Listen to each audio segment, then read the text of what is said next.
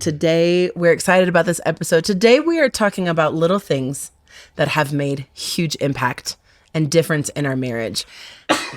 God bless you, Allan. Way to intro, babe. I was really not trying to be subtle about that. Yeah.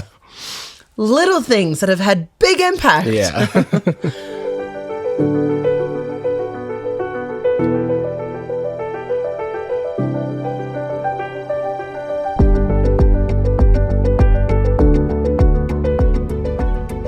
Hey everyone, welcome back to another episode of Just a Couple of Thoughts. I'm Rebekah, this is Allan, and we're so excited to have you with us. Yeah. So blessed by all the feedback and response we've been getting to the previous episodes, and we know this one's going to be a blessing to you guys as well.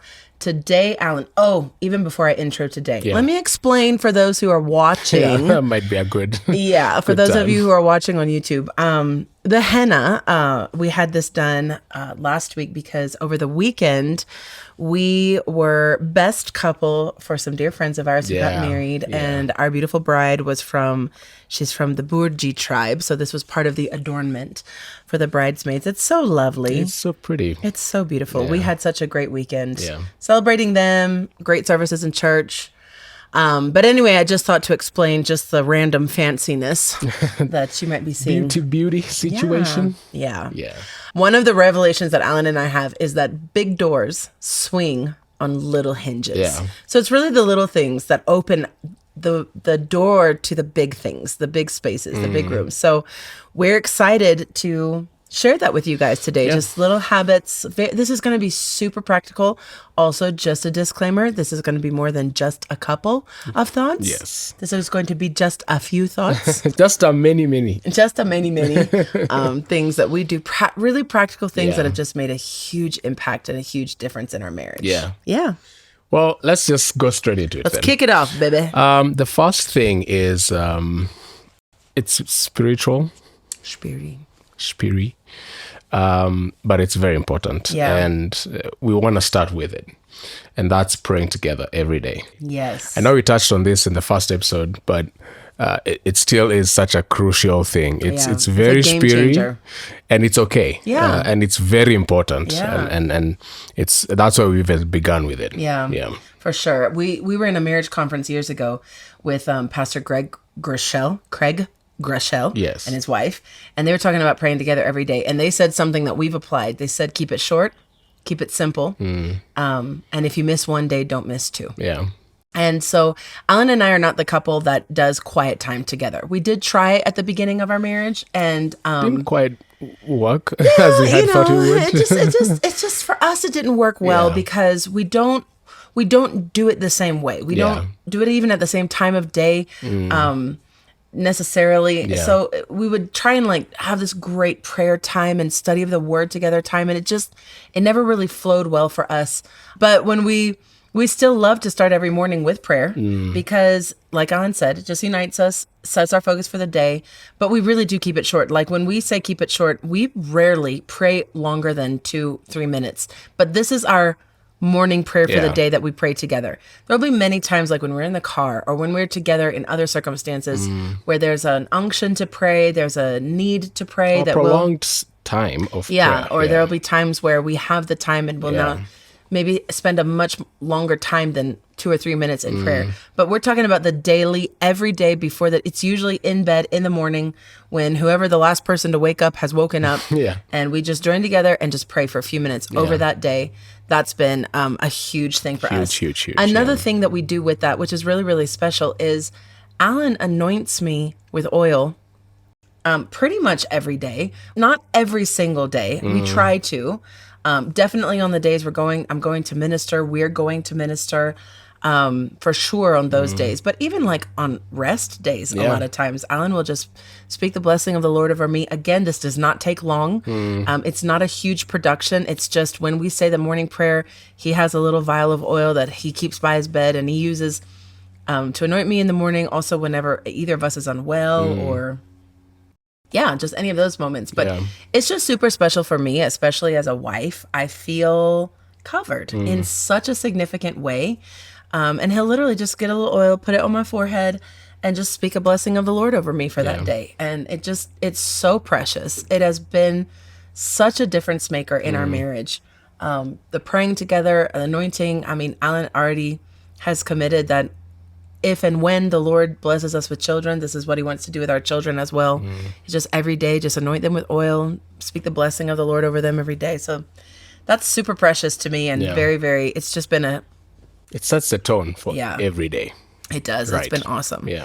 Okay. Another thing we do that has been, it's a small thing, but it's been such a huge difference maker in our marriage is, for sure, we've done date night since we got married. And honestly, at the beginning of marriage, we really were ambitious, and we tried to do like date night every week.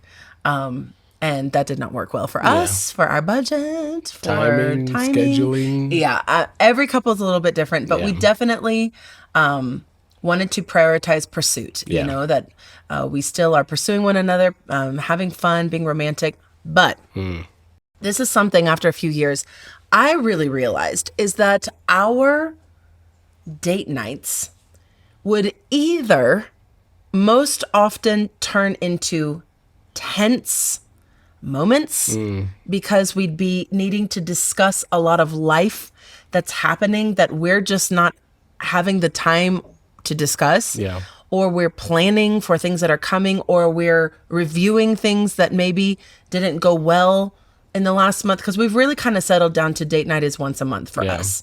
And so we'd either have a tense date night, we'd end up fighting on some of our date nights, or it ended up being more of a meeting rather than a date. Yeah. So we decided a few years ago, we're going to split this up. We're going to have date night, which is for pursuit. The point of date night is romance, fun, bonding, connecting. It's just meant to be super chill. In fact, we're not really allowed to talk about work or ministry or budget or things like that. Like, the point is really, let's just connect and have a blast. But then we added, once a month there's date night, and then once a month, at the beginning of the month, we have coffee meeting, which for us is usually the first Monday of the month. Monday is also our day off, so this works well for us. And the coffee meeting is for planning. Date night is for pursuit. Coffee meeting is for planning. And this is what we kind of chatted out, Sucre. I don't know if you remember, but we were chatting about how if you look at like businesses, you know, things that are important, the amount of planning that goes into that, whatever it is, whether it's a business, a job, college, an event, something, like there's a lot of, you have meetings to plan that thing out. And so we were kind of like, okay, our marriage is important. We need to plan this. So coffee meeting happens the first Monday of the month.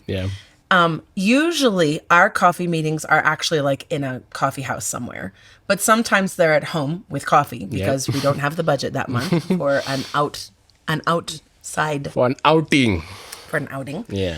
And the point of coffee meeting is to plan the next month. It's to plan our calendar, our schedules, because we do work in the same office and much of our job is the same. We're doing the same events, but a lot of our job is different. Allan sometimes has mission stuff to do. I have creative arts or our internship, which I oversee to do. So sometimes our schedules are clashing, and then we plan our budget for the month. We review last month. How did we do? Where did we go over budget? What were we able to? That's our bird. Can y'all hear our bird? Piper in. That's Piper in the background. So we talk about what did we do last month? Did we do well? Did we hit the goals? Did anything unexpected arise? And then we plan the month coming. And part of our budgeting is budgeting date night that month, and all the things that are coming, looking at maybe unexpected things that have come up that month. Maybe like I need mascara this month, or Allan needs a new phone protector, or whatever the case may be. Like, we discuss the budget, we plan the schedule, we plan intimacy. Like, we're just really, it's super practical. It's literally a planning for what's coming this next month. When are we going to have date night? Like, what's happening with work? What's happening with our personal businesses or our personal things? And it's just really helped, number one, protect date night. But number two, it's really helped us be much more organized and not just go into the month hoping we get things done or missing each other with, I had no idea you needed to go to the hardware store. I was planning for us to go do this other thing today. And we just would have a lot of that miscommunication, because both things are important, but we didn't know what the other was planning. Right. Yeah. So coffee meeting just kind of really helps us connect and plan. Gets us aligned with what's coming up that week, that month. Yeah. Making sure that the important things remain important and that it's all listed out well for us to be able to keep up with everything. Yeah. And something else, one of the other things that Allan and I do that really plays into coffee meeting is we set goals at the beginning of every year. We set personal goals and then we set marriage goals. So it's, me personally, I might have a goal to lose X amount of weight or learn the violin. And Allan might have a goal to read this many amount of books or whatever. And then in our marriage, here are things we want to do. That also comes up every coffee meeting because we review our goals. We review our goals every month. Yeah. So in coffee meeting, we're looking at where are we at in the year? How are we doing with our yearly goals? Where are we at? What do we need to implement this month to see some of these things come to pass? Yeah. That has been literally game changer for us because it keeps us organized. It keeps us planning. It keeps us caring and stewarding for our marriage the same way we care and steward for other things. Anything else, It saves us from miscommunicating or assuming the other person knows what needs to be done or what needs are there this month. It's just really been hugely and it keeps helpful. the date nights fun. Yeah. It protects the fun of that and Yes. keeps the integrity or the soberness, if you will, for the things that we need to plan out now for the month. Yeah. Yeah. So fun. Also for date night, I think we mentioned this in a previous podcast, but we flip-flop. So 1 month I plan date night, the next month Allan plans date night, and then you are the host of your date night. So what that means is I'm not just planning where we're going, I'm planning what we're going to talk about. Like I have what you're going to do. or what we're going to do. So if it's like I have fun questions to ask, you go on Pinterest and look up these fun questions for couples to ask each other or whatever, just whatever the agenda is that evening. Like you're the one planning the agenda, and that keeps it fun, and it also keeps both of us involved. So it's not just on one spouse to make it happen. Thinking, about what to plan for. Yeah. That's awesome. That's awesome. Well, we'll go into something else that we have been doing now pretty much from the beginning. Almost from the beginning, almost from the beginning. Yeah. And it's something we like to call the 7 questions. We love the 7 questions.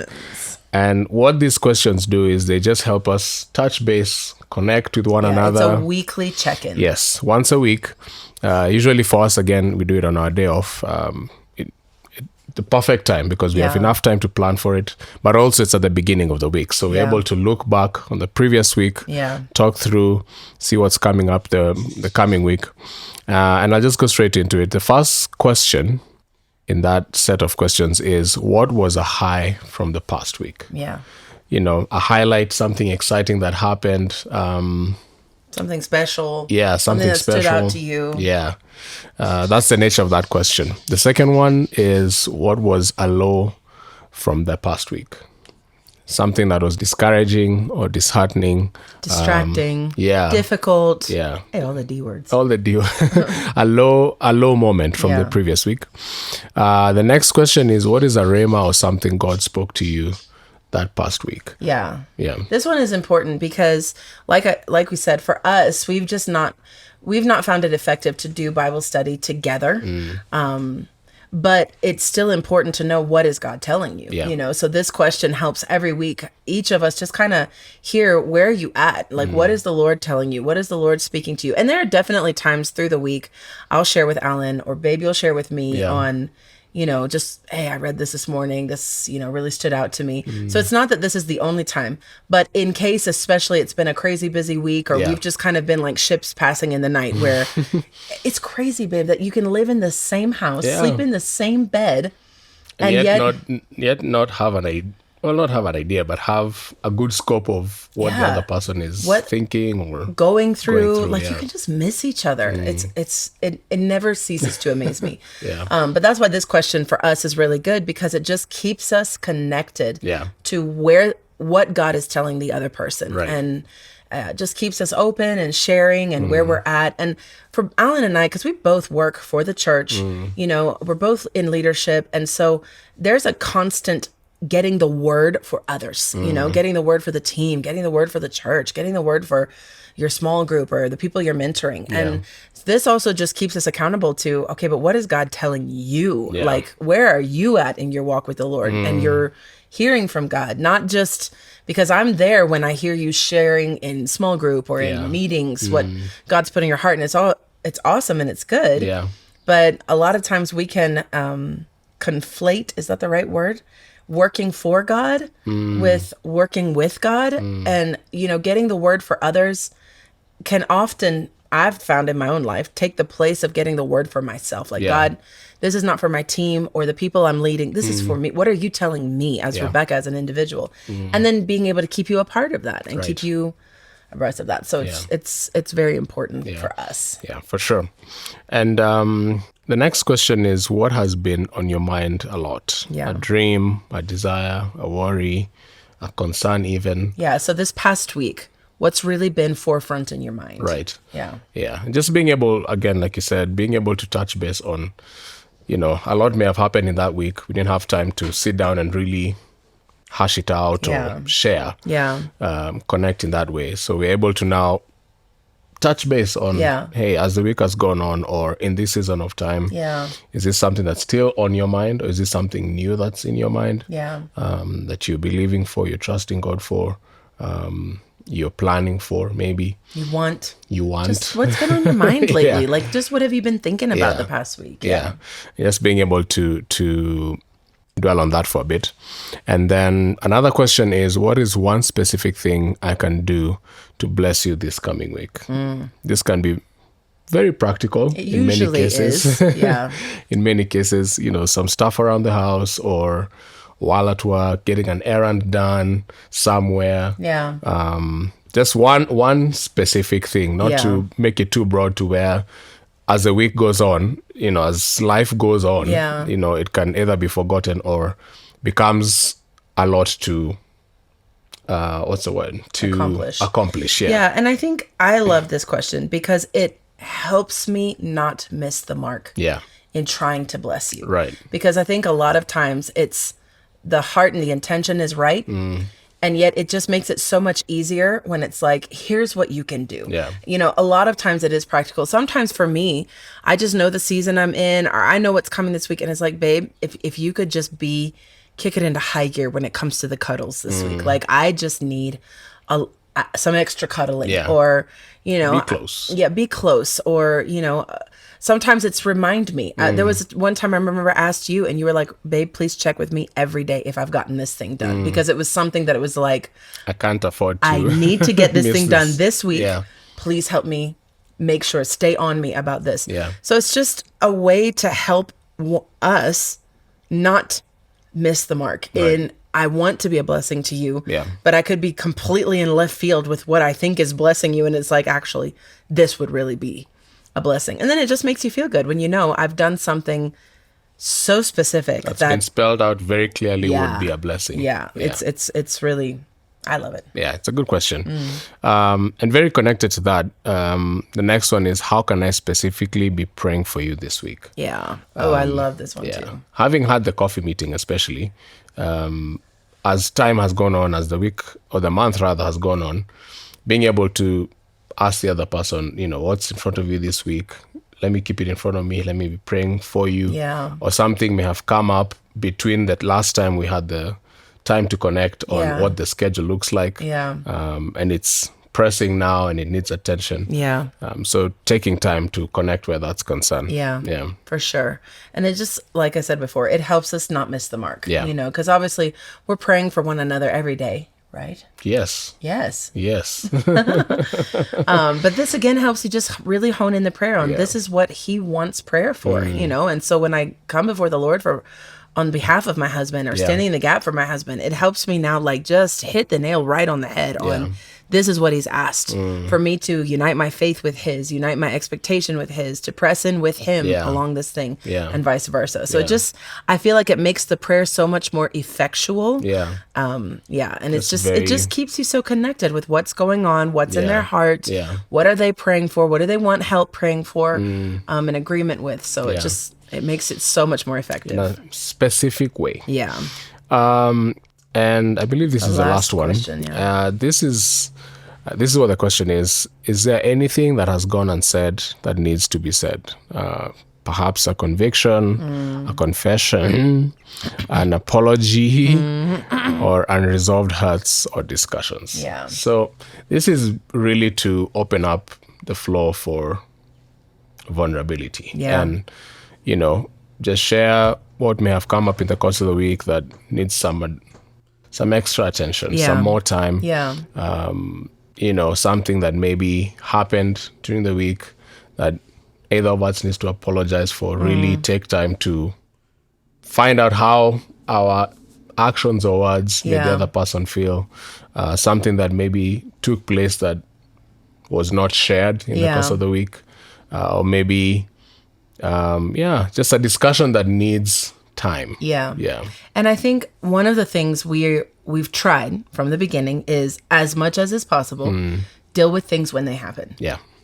Like, don't think, okay, I just did something and I really hurt Allan's feelings, but I'll apologize on Monday on question 7.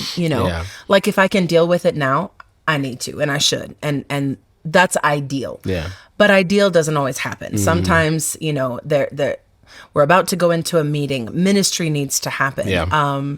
Sometimes it's just not wisdom to deal with it right then and there, because emotions are at such a high. Yeah. And it's very intense, and it's like, all right, let's just everyone take a corner. Take a minute. Take a minute. Compose yourself. And so for me especially, because I tend to be the kind of person that wants to deal with things here and now. Yeah. I want to clear the air.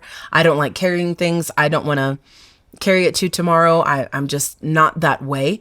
The upside of that is that I don't carry things a lot. Yeah. Like it happens, I deal with it, and I move on. Yeah. The downside of it is that you can be hasty. I can be hasty. And so quick to respond without without taking time to maybe do a bit more thinking or a bit more introspection or whatever the need might be. Yeah. And this is why we love this question so much, and it's been so effective for us, is because especially if there is not the needed time to give this thing right now, I don't have the fear in the back of my head that this is never going to be dealt with. Yeah. I know come Monday, question 7 is going to come up, and I can say, yes, there is something that's still unresolved, or there's something that I need us to talk out a bit more, or, if it's on your side, man, I just don't feel like that was, fully handled well, or whatever the case may be. So it takes off the pressure on the moment of, we have to fix this now. We have to stay up till 3 a.m. To get this thing. Yeah.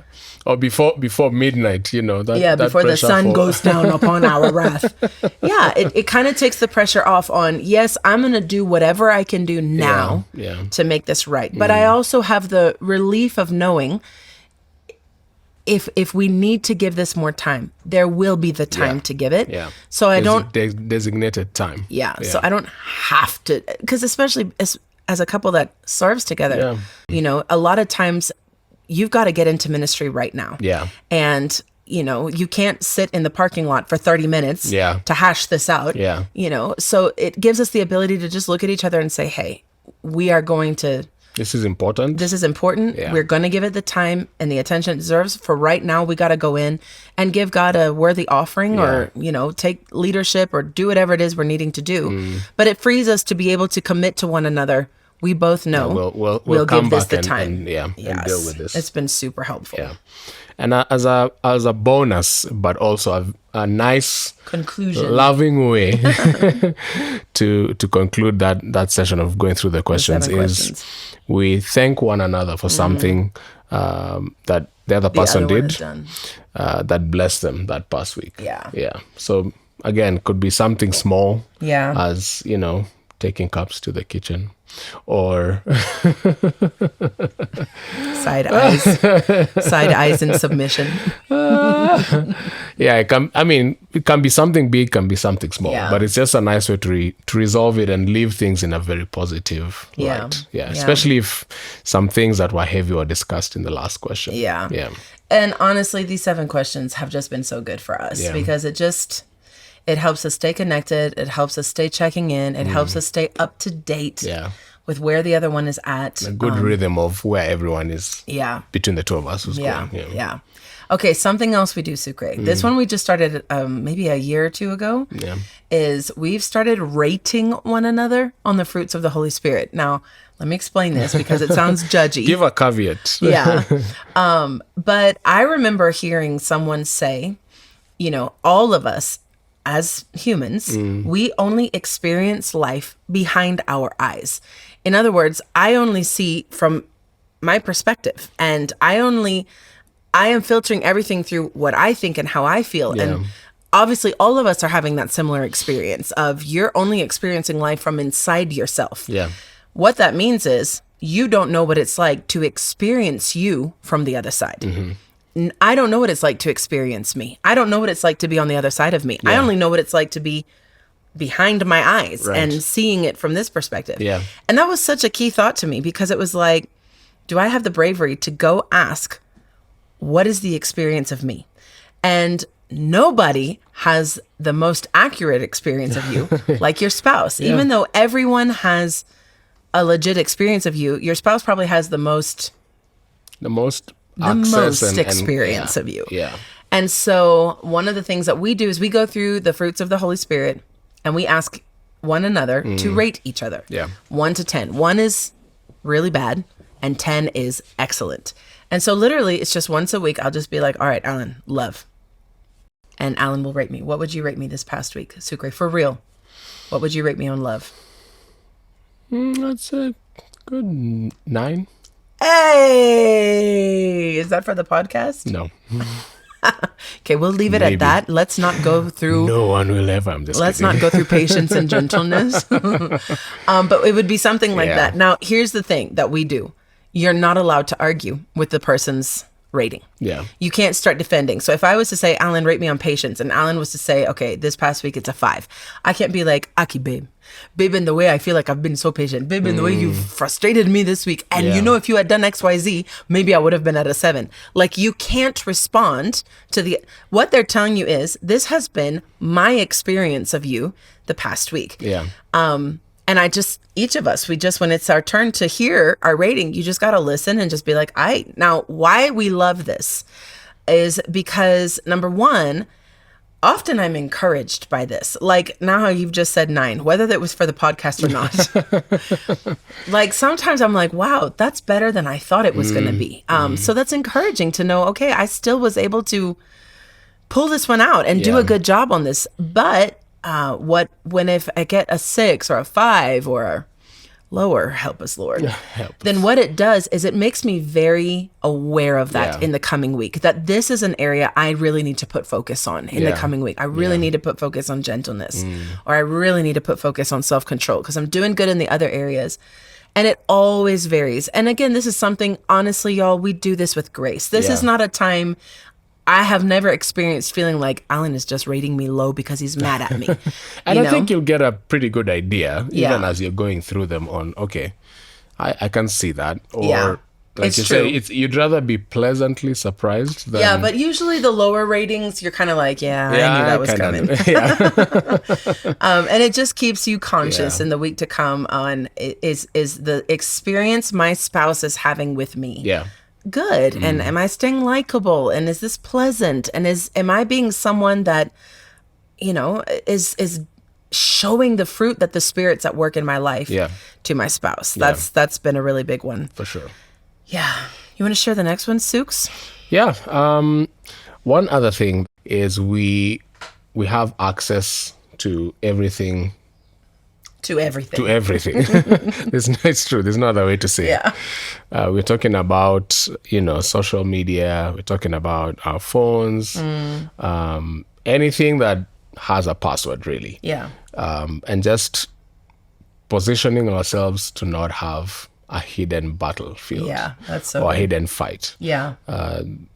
Because now if something wants to present itself in a hidden manner, that means then you're actively trying to keep a secret, which will be hurtful for and your if you have spouse. nothing to hide, then you have nothing to fear. Yeah, that's good. Yeah. So a few years ago, Allan and I were both, I guess, disheartened would be the best word. Just really disheartened very saddened, very broken, because we just noticed that, thank God, not in our immediate circle, but just some of these servants of God who, over the years, these are people we've listened to their messages, we've read their books. Observed over we've received their ministry or their teaching, and then you hear that they're being exposed in sexual sin or some sort of compromise, and just the havoc that wreaks on the kingdom and the impact that it has. And what really stood out to Allan and I is a lot of these individuals said that for them it started in DMs or in their text messages. Like that was kind of where the toe got in the door, so to speak. And that really stood out to us. Like, man, we've got to be so guarded because the devil is mean. I remember years ago, my dad was talking to me about just, boundaries and safe things to put in place for when you're courting and dating. And I was like, Dad, you don't trust me? And he's like, babe, I trust you. It's the devil I don't trust. I don't trust the devil. Like, he's going to come after you any way he can. And that's kind of just the position we've taken is, of course, I trust you, Allan, and you trust me. But there is an enemy after you, after our marriage, after me, that I don't trust him. And he's mean and he does not play fair. He takes advantage of when you're tired. He takes advantage of when you're weak. He takes advantage. He's literally, the Bible says, he is prowling like a lion.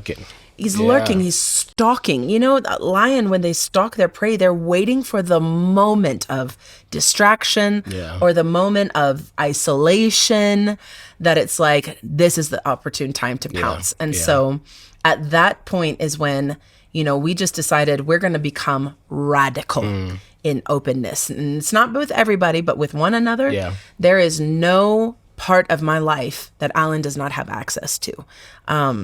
Like he said, all of our social media accounts, all of our bank accounts, our phone passwords. There's no phone that either of us has that the other one doesn't know about. There's no accounts. Plot. There's no, plot. There's no bank accounts. There's nothing that either one of us has, because secrets are powerful and secrets give access to the enemy. And even when we got married, we made sure that there were just no secrets between us. Of course, we did this with pastoral covering on, when is the right time to tell somebody you're not married to, but want to marry, all the things. Because if you say it too early and it doesn't work out, that person has a lot of info about you. And if you say it too late, then they could feel like you've kind of trapped them. And so we arm twisted them. So we definitely had counsel and people helping us with that wisdom, but we got into our marriage without any secrets, and we just have been very committed to, we're not keeping secrets. We're not having any hidden places. For sure, there is privacy as far as like, for example, I would never go into Allan's WhatsApp chats with his men that he mentors, or, same vice versa with him, with me. He, because he understands there are other people now who are being the other people's confidentiality, but Allan does not need my permission to go into my Instagram account and read my DMs. Like he doesn't even have to let me know he's doing that. Same with me with him. So what that's done, like Allan said, it's removed the battle. There's just no fight here. I don't have to resist here because it's in the light. So when we have gotten a couple of strange messages, and especially me, I have a much larger social media presence than Allan does. And weird messages do come in, and suggestions and offers come in. And it's such a safe, there's no battle here. He's going to see them. He sees them. In fact, he responds to some of them. Or he goes ahead and deletes them for me so that I don't even have to mess with it. So it's just been such a safe space. And again, it's the wisdom of seeing this is where the enemy has taken out marriages and taken out ministers and taken out believers so commonly that it's like, what other safeguard can we put in place to make sure this is a safe space for us? It's the home you love that you put a lock on the door. It's the people you love that you put guards around and safety and protection around. So that's what we've done even on social media is, and all of our phones and devices, all of our like TV viewing account things, everything just with a password, everything really. with a password. Yeah. We both know, we both have access to, and it's just kept us in a really, really safe space. Yeah. Yeah. And tying to that, one of the things that we've found, just again in observing, in hearing other couples, Yeah. that has been a big challenge, Yeah. is money. Hey, money, money. Money. It matters. It is. It does. And just being careful to make sure that we both recognize, like we did from the very beginning, that, Yeah. all that I am and all that I have, I share with you. Yes. That was an honest commitment that we've actively been keeping Yeah. and maintaining. Yeah. And just being able to say that whatever streams of income are Yeah. coming in, it's both ours. Yeah. And everything coming out of that, and not having, like you said before, a secret account or some special money under the mattress, the corner of the mattress that no one knows about. Well, and just to make this practical, babe, when we got married, you were earning more than I was earning. Mm-hmm. And over the last 8.5 years, that has flip-flopped a little bit. Yeah. It's oscillated. So there was a season I was earning more than you were earning. And now we're back to you're earning more than I'm earning. But one of the commitments we made is that when we got married, two are becoming one. Yeah. This is not a corporation. This is not a business. Business arrangement. This is not a business arrangement. This is not a contract. This is a marriage. We are one. And so from the day we got married, we stopped talking about it as your money and my money, your salary and my salary. And it's now, this is how much we make a month. This is how much we earn. Yeah. And that amount has shifted. It's oscillated. It's shifted on what we earn, how much who's bringing in, but it doesn't change our view on this is what we have made together. Yeah. So that's been a huge thing for us. It's not, my salary does this and this and this, and your salary does that and that and that, and we've split bills somehow. It's like, no, this is our money. These are our bills. This is how much our life costs. Yeah. And that's been huge for us because then it also puts value on whether it's like, this is a season where I'm at home, and maybe I'm not out there actually earning a salary. Yeah. I'm still building our home by playing my role. Yeah. And what my role is. So there's not been any of this, how much are you bringing to the table? And because you're only bringing this amount, then you have somehow less of a say or less of an opinion, or somehow less value because you're not bringing in as much as I'm bringing or vice versa. So we just, from the beginning, we just did away with that kind of language. It's like, no, this is how much we earn and this is what we do with our money. So now I do want to say something about this though, babe. In our marriage, you are better at money management than I am. We know of some couples where the wife is better at managing money than the husband is. And so it's kind of the same, revelation of we bring in this income, we decide together where it's going to go, but then the wife does more of the actual getting it where it's going and managing it. Because I think a lot of times people are very gender rolled in that. They're very locked in that. Like it has to be the man. And we're just kind of like, what I feel like there has to be is oneness. There's oneness. And really capitalizing on the strengths of your partner. Because I think being so caught up in the stereotypical way of doing things might end up being hurtful if perhaps the person who's strongest in one particular area is left feeling like, we could be doing so much more or doing or managing this so much better if I was the stronger one, had the opportunity to bring that to the table.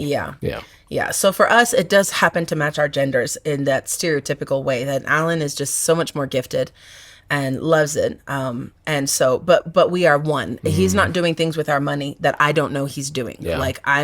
We've sat down, we've discussed, we've prayed, for sure, Allan does take a lot of leadership when it comes to that, but it's never without, Rebekah, what do you think? Rebekah, do you have a yes? Rebekah, do you feel good about this? And, And even if there are days I'm like, no, I do not feel good about this, then it's like, let me go pray again until we have peace on how to move forward. So we budget together. Okay, the one thing I do want to make clear, because we don't have secret accounts, but we do. Okay, so let me explain. When we budget, part of our budget is we each get spending money. Now, that money does not have to be accounted for one to another. So let's say, for example, Allan gets 100 shillings a month, I get 100 shillings a month. We both get the same amount, by the way, of what our spending money is. And that 100 shillings, once it's given to me, I don't have to tell Allan what I'm doing with it. I don't have to show receipts for it. Like, it is... I don't have to give an account. It is mine to use as I want to. So I tend to go stuff mine in my little hidden account somewhere in the bedroom, which I won't say where it is, lest my husband know. I'm just kidding. Yeah, because now this is where both of us will like save for the other person's maybe birthday money or Christmas or gift or something special maybe that you want to do. Or you can spend, it is up to you what you do with your money. Yeah. So that we do that. And that's really fun. But everything else we discuss, we agree. Yeah. One of the things Allan and I are really big on is we don't move forward without agreement. If something is not agreed on, we pray some more. Yeah. Put it on ice, come back to it. Yeah. That's just been hugely helpful. Yeah. Beneficial. And keeping us kind of in unison and tracking together. Yeah. Unison. Yeah. It's made a comeback. It's made a comeback. Okay, one other thing that we've done, just to wrap this thing up real quick, that has been a real big difference maker for us is we read together. We learn together. So I am an avid reader. Allan is an avid audiobook listener. But we both in our own ways love to read, although I think I love to read a little bit more. But once we got married, I really wanted us to read together. So the way we do it is I will read out loud. So instead of watching TV or something, supplement our time. Yeah. So I'll read out loud and Allan has his phone out and he'll take notes from whatever we're reading. And then that's how we read books together. And it's been so great because we're learning together. We're expanding our knowledge base together. And then it also gives us good stuff to chat about now on proper date night. Yeah. Of just this cool stuff we're learning. So like we've read Atomic Habits. That was one of our first reads. So good. We've read a few John Maxwell books. Yeah. So he's just taking notes, and then we'll stop sometimes when he's like, "Oh, say that again. I want to write that down." And not feel the pressure to read so much. Just do a chapter a day sometimes. Yeah. That's kind of how we feel it. Yeah, how we feel it. So, but it's just been great because it keeps us learning together, and then just gives us fodder to talk about, like something to just keep discussing. So we've loved that as well. Yeah. So these are just some of the things that they seem so small, but they've just been really big difference makers in our marriage. Yeah. And I'm sure there are more. We might do a part 2. But these are things that have just been awesome for us and helped us have healthy rhythms and healthy fun and healthy flow. And it's been great. Yeah. Well, we've loved sharing some little things that have been that have made a huge difference in our marriage, in our friendship. Yeah. And we hope that something that we've shared has been a help, a blessing to you. You can glean. And we want to say this, this is not gospel truth. This is not thus saith the Lord. Yeah, this is just what's worked for us. Yeah, just some things what's working for us. Yes, that's right. And so we hope there's something you can pick that could be helpful for you. Yes. Yeah. Awesome. So we can't wait to see you guys on the next one. In the meantime, please remember to like, comment, subscribe, share. Are those all the things we're meant to say? I think you got them all. Awesome. We can't wait to see you. Talk to you next time on Just a Couple of Thoughts. Take care and God bless.